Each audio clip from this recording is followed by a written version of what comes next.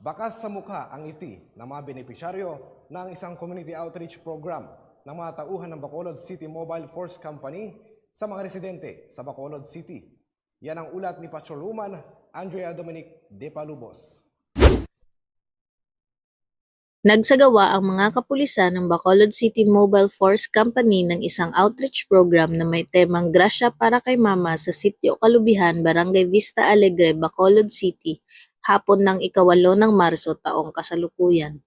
Nakatanggap ang mga residente ng food packs na makakatulong sa kanilang pang-araw-araw na pangangailangan at labis ang pasasalamat ng mga benepisyaryo ng programa.